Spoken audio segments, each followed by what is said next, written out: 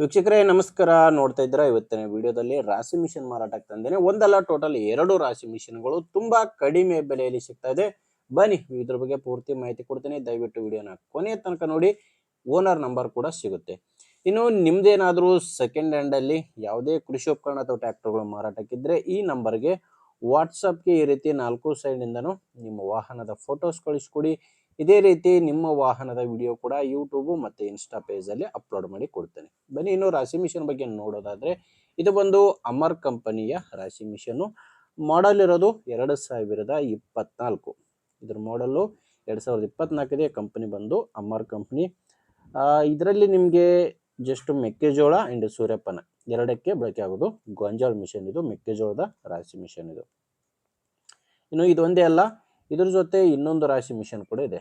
ಅದು ಬಂದು multi crop ರಾಶಿ ಮಿಷನ್. ನೋಡ್ತಾ ಇದ್ರೆ ಒಂದು ಅಮರ್ ಕಂಪನಿದು. ಇದು ಬಂದು ಮಲ್ಟಿ ಕ್ರಾಪ್ ರಾಶಿ ಮಿಷನ್ KMC ಅಂತ. ಮಾಡಲು 2021.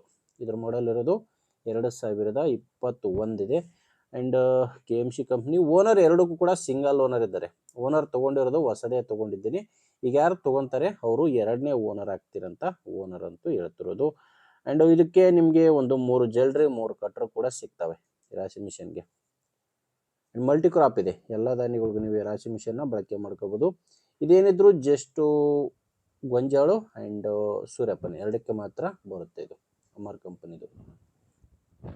ಇನ್ನು ಲೊಕೇಶನ್ ಕೊಪ್ಪಳ ಜಿಲ್ಲೆ ಕೊಪ್ಪಳ ತಾಲೂಕಿನ ಗಿರ್ಕಲ್ಗಡ ಎಂಬ ಗ್ರಾಮದಲ್ಲಿ ಈ 2 ರಾಶಿ ಮಿಷನ್ಗಳು ಸಿಂಗಲ್ ಓನರ್ ಹತ್ರನೇ ಮಾರಾಟಕ್ಕಿರೋದು.